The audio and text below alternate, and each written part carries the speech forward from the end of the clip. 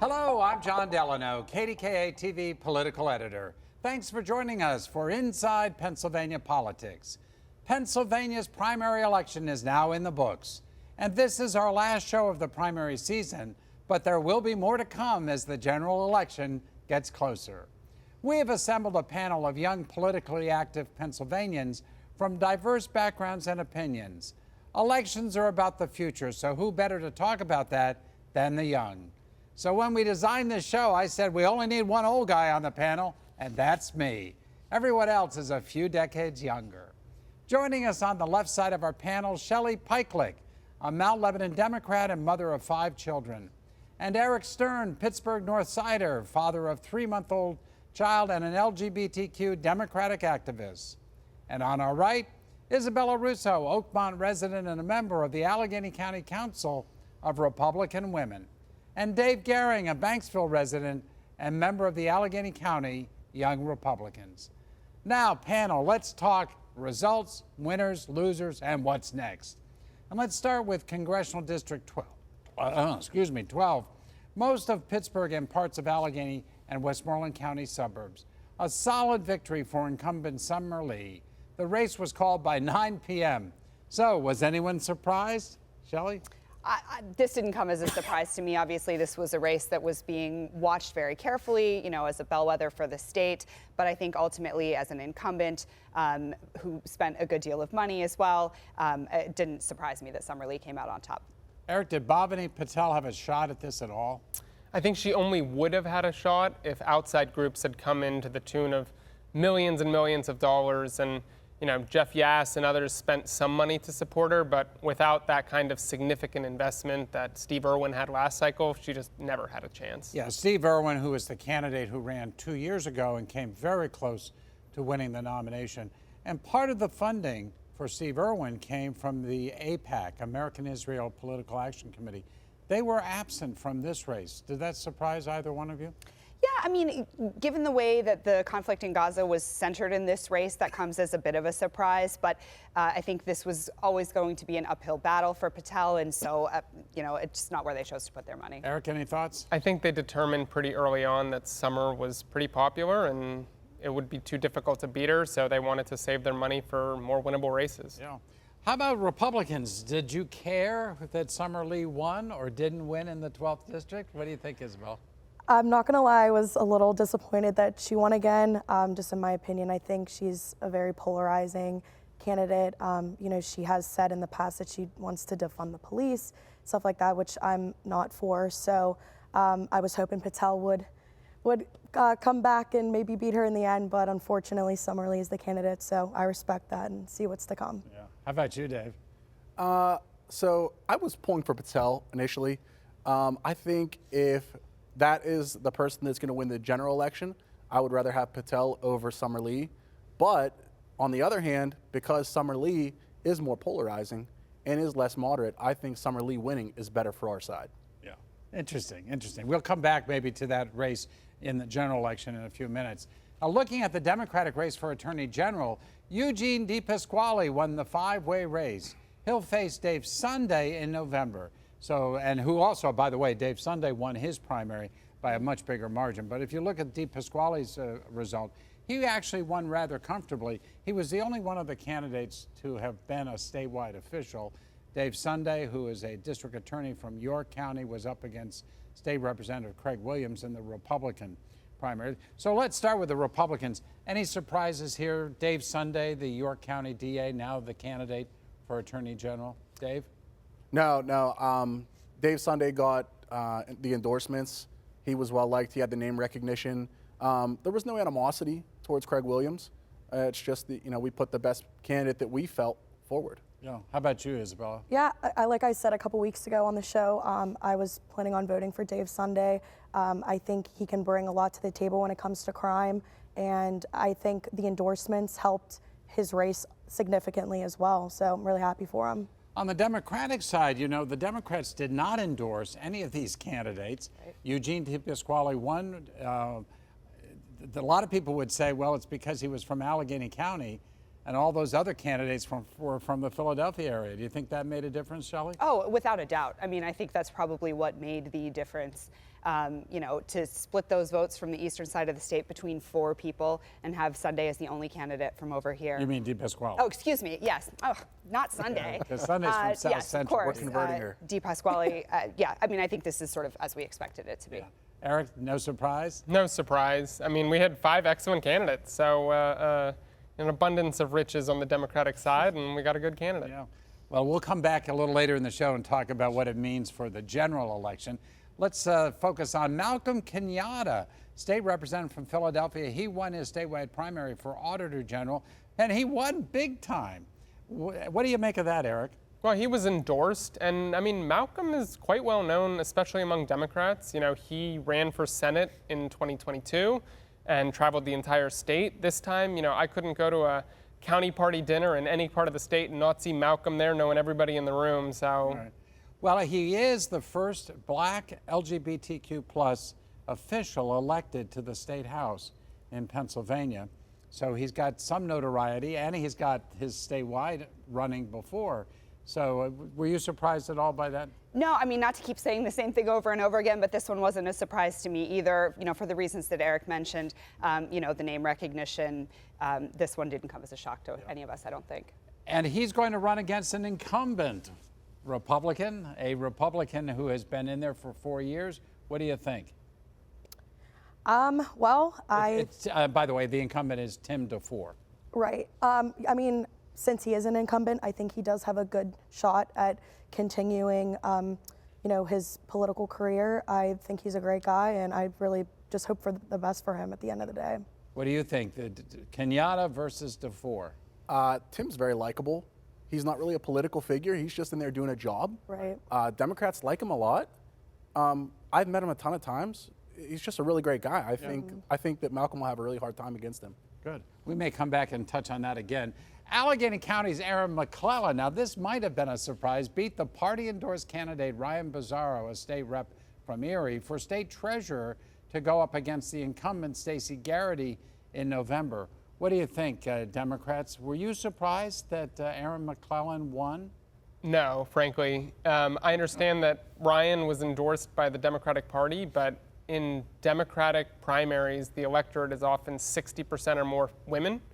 And, you know, we know there's just, you know, reams of evidence that, you know, Democratic voters tend to vote for women in low information races. And, you know, a primary for treasurer is a low information race. So I think she came in with an advantage and she exploited it and won. Ah, so this is a gender thing. Do you agree, Shelley? Yeah, you know, I actually heard Erin McClellan call this out herself, that she thought that it was really going to work in her favor, that she was a woman on the Democratic ballot, and that may have been exactly what happened here. And she's running against a woman as well. Right. Yeah. So did you guys care which one of these two individuals won the Democratic nomination? What do you think, Isabella? Well, I think now it's woman to woman. It is going to be a little bit of a tighter race. I think Stacey Garrity, you know, she brought that to the table beforehand. And now that it's woman to woman, I think it is going to be a little bit harder. So at the end of the day, I would have liked the other candidate to win other than, but yeah. Dave, do you agree? Yeah, identity politics plays into it a little bit. Sometimes you have the man versus woman thing, but that didn't really play out in their 5-person race that they had, that we talked about earlier. I would say Stacey Garrity is probably going to be pretty solid here because you don't really have any ammunition against her. She does a phenomenal job. Yep. Finally, let's take a quick look at the Democratic presidential primary and the Republican one too, because running for president, although everyone knew Donald Trump was going to win and of course Joe Biden was going to win their primaries, they did have opponents. They also had some write-ins. And in the presidential race, you'll see here Joe Biden won handily with 93% of the vote. Dean Phillips got hardly any votes at all. But my understanding is that, and let's take a quick look on the Trump side too. On the Trump side, Nikki Haley actually picked up more votes than a lot of people thought because she's out of the race, 16%. But I think the real question will be on the Democratic side, some write-ins, because there's some reports that we've seen just overnight that there were thousands and thousands of write-in votes against President Biden, 36,000 in just the top 5 counties for Democrats. We don't know who was written in, whether it was uncommitted or no Joe, or Mickey Mouse. Could have been Mickey Mouse. So we don't know. But I guess that, coupled with the vote against Donald Trump, that is the high vote for Nikki Haley, higher than she's gotten in other states. What does that all mean from your perspective, Eric? I think it means that there's a giant flashing red warning sign for Trump. If 1 in 6 Republicans is voting for a candidate who's not even in the race, you hear a lot of talk about, the uncommitted movement on the Democratic side, and it's certainly not something that the president should ignore. But, this isn't a situation in which you had independents and Democrats, voting in a Republican primary. Pennsylvania has closed primaries. Right. So this is, Republicans who bother to show up to an uncontested primary and make their voices heard. And, that I think is going to be something that could come back to bite Republicans in the fall. Dave, how do you see it from the Republican side? What happened in the Democratic primary? I think Trump is safe. I think as far as the Democratic primary goes, that's what I expected. There are a lot of people in the GOP that have voted for Nikki Haley because they're not exactly happy with like the MAGA movement taking over the GOP. They want to have their voices heard. But I will tell you this, I have a lot of friends that were working polling stations yesterday. There were a ton of Democrats that came in there and they said, why is Trump not on our ballot? Why is he not on here for a primary? Because these people don't really understand. I wouldn't be surprised at all if a lot of those write-in votes against Joe Biden are for Donald Trump. Yeah. Well, we're going to continue this discussion in a few minutes. There's so much more to talk about. So coming up on Inside PA Politics, Summer Lee is headed into the general election in November with the wind at her back. What did she have to say in her victory speech? We're going to talk a little bit about that when we come back.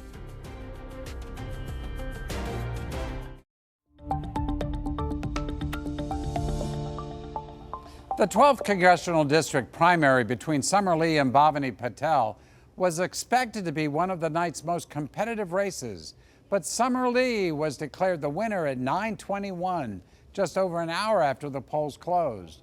And with more than 60% of the vote, Lee will be going into the November election to face Republican James Hayes, who ran uncontested. In 2022, she defeated her Republican opponent 56 to 44%. In her election night victory speech, she urged her supporters to keep up the energy. We know that we still have important races right here in Western Pennsylvania, right from Congressman DeLuzio to Senator Casey. So I think that people are going to get back on the horse is what we've done time and time again. We know that we're going to have to perform big here in Allegheny County. So I like to hope that all parts of our party are going to come together. It's not just the progressive wing that has to come out, right? The conservative wing and the moderate wing, they're going to have to pull their weight too. So we all have to come together now to do this. Now, Lee says her race is just part of the bigger picture for Democrats and progressives and says there needs to be support for candidates up and down the ballot if they are going to accomplish things. Coming up, turning toward November, what's next in the 27 weeks before Election Day? And what does our panel see as the biggest issues voters will be considering over the coming months? Stick with us.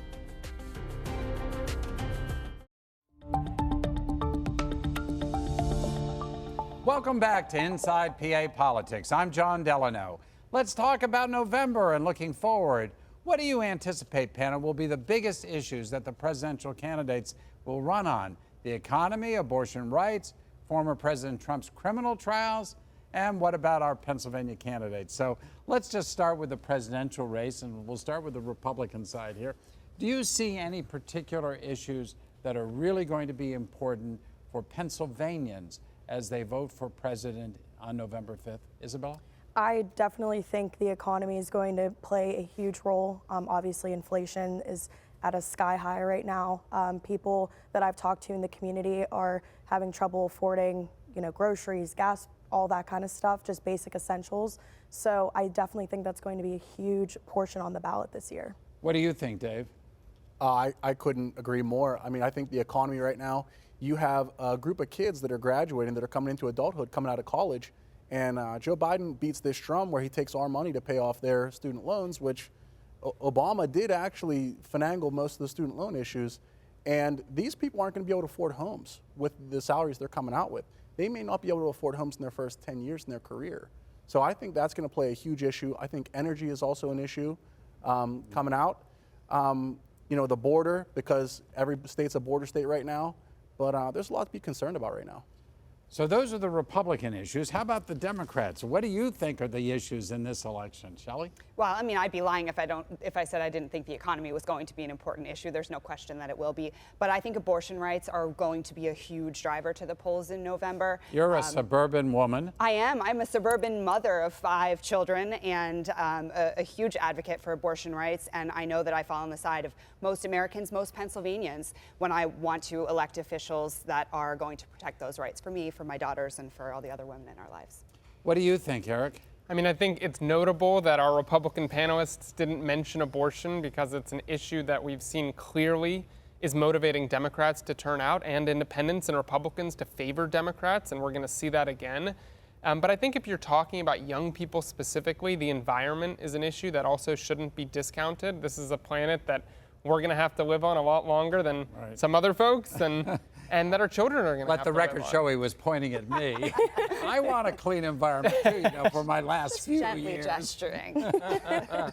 What do you think, in terms of other issues that besides these issues that you mentioned? For example, do you think former President Trump's criminal indictments and trials, does that carry any weight with anybody? I don't know why it doesn't, but I don't anticipate that this is going to be a big issue. I think people for whom this is a problem were never going to vote for Trump in the first place, and those who are going to vote for him aren't going to let this decide whether or not they come out for him. Do you think it has any value as an issue? I think it does. I think that we've seen in polling that if Trump actually is convicted in any of these cases, that could take undecided swing voters off the fence and make them realize, wow, this isn't just, a partisan hit. This is our criminal justice system, determining that this guy's a crook. Yeah. What do you think on the Republican side? Are you concerned about the trials that former President Trump is undergoing?